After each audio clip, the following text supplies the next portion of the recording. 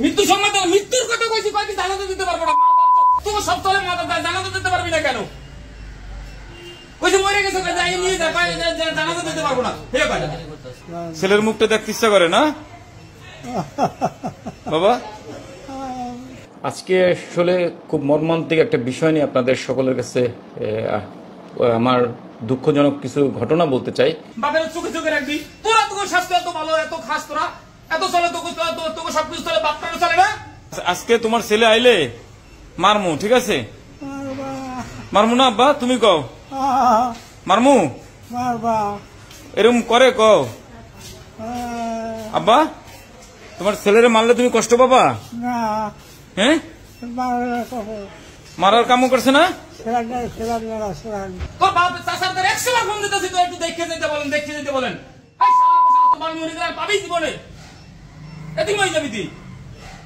যখন আমি তাদের বললাম যে মারা গেছে, আপনারা দাপন কাপনের জন্য আসেন, কিন্তু তারা বলে যে আমরা দাপন কাপন আসতে পারবো না, আপনারা দাপন কাপন করে দেন। জীবিত থাকা অবস্থায় তারা মুখটা দেখতেও আসলো না। দাপন কাপন মৃত্যুর সময়, মৃত্যু হয়ে গেছে বলছি, মৃত্যুর সময় তারা দাপন কাপনের দায়িত্বটা নিতে পারতেছে না। এটা কোন ধরনের মানবিকতা? এটা কোন ধরনের, মানে আমরা কোথায় যাচ্ছি?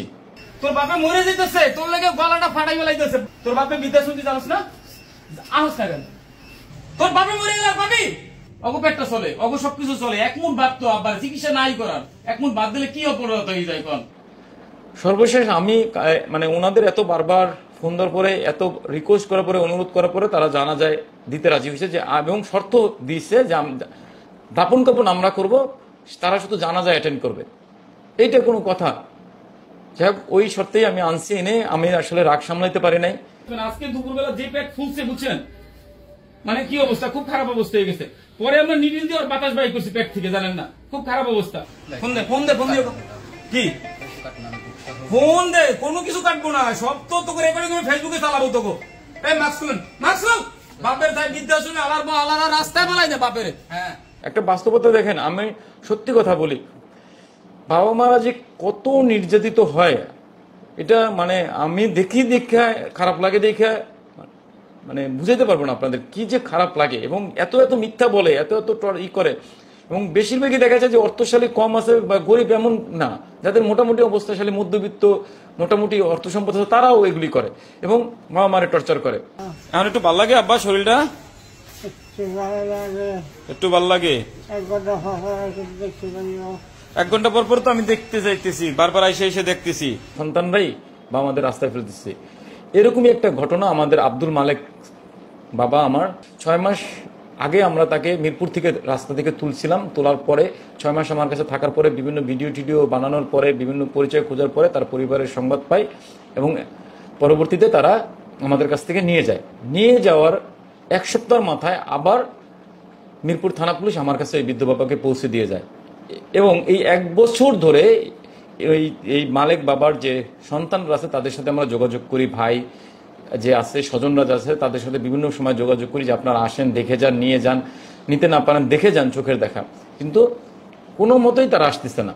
এবং সর্বশেষ আমরা, আর সবচেয়ে বড় সমস্যা যেটা হয়ে গেছিল আমাদের জন্য, মালেক বাবা খুব চিৎকার করতেছিল, সন্তানের জন্য আকুল হয়ে যাইতেছিল, খুব কান্নাকাটি করতেছিল। দীর্ঘ 1 বছর ধরেই সে সন্তানের জন্য আকুল, এবং আমাকে নিয়ে যাও, এরকম প্রচুর ভিডিও দেখবেন যে আমার পেজে আছে, আমার ইউটিউবে মালেক বাবার অনেকগুলি সন্তানের জন্য আকুতির ভিডিও আছে। কিন্তু তার সন্তানরা, এত ভিডিও প্রকাশ হয়েছে, এত কিছু হয়েছে, এতবার আমরা ফোন করছি, তারা আসতেই ছিল না। সর্বশেষ গতকালকে দুপুরের দিকে আমার আব্বা খুবই খারাপ পরিস্থিতি হয়ে যায়, বুক ঠুকে পেটে পানি চলে আসে, বুক টুক ফুলে যায়, এবং আমার কাছে মনে হচ্ছিল উনি তখনই মারা যাবে, যেটার জন্য আমার কাছে খুব ভয়ানক একটা পরিস্থিতির সৃষ্টি হয়ে যায়। যাই হোক, পরবর্তীতে আমি নিজের চেষ্টা করি তাকে স্যালাইন দেওয়া, তারপর পেটের পানি নিডিল দিয়ে, এমন খারাপ অবস্থা ছিল, ক্যাথেটার করে পেটের পানি বের করতে পারতেছিলাম না, পরে নিডিল দিয়ে আমি নিজে পানি টানি বের করে আব্বাকে মোটামুটি সেটেল করি, এবং বারবার তার পরিবারকে ফোন দেওয়ার চেষ্টা করি, কিন্তু বেশিরভাগ সময় তারা ফোন ইগনোর করে। সর্বশেষ যখন তারা 6টার দিকে, 5:30 6টার দিকে ফোনটা ধরছে, তখন আমি তাদেরকে বলছি যে আপনার বাবা মানে মৃত্যুর সজ্জায়, মৃত্যুর মতোই, এজন্য বলছি যে হয়তো বা মারাই যাইতো, আমি বলছি যে আপনার ভাই মারা গেছে, আপনারা আসেন, এসে ওনাকে নিয়ে যান, আপনারা দাপন কাপন করেন। এটা বলার আরেকটা উদ্দেশ্য হলো, মালেক বাবা খুবই মানে আকুতি বিনীত করতেছিল, আবেদন করতেছিল যেন তার সন্তান একবার একটু মানে জীবনের শেষ সময় যেন একটু মুখটা দেখতে পারে। সন্তান, 3টা সন্তান তার, 2 ছেলে এবং 1 মেয়ে। ছেলের মুদি প্লাস ইসের দোকান আছে, চায়ের দোকান আছে। ছোট ছেলে চাকরি করে।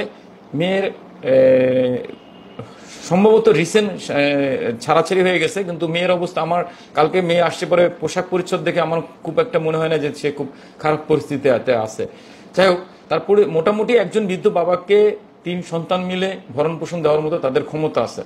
আপনারা ভিডিওতে দেখবেন তার ছেলে মেয়েদের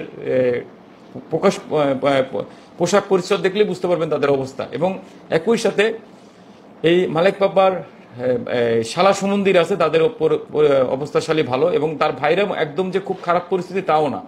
তো সব মিলিয়ে তাদের অবস্থাশালী ভালো।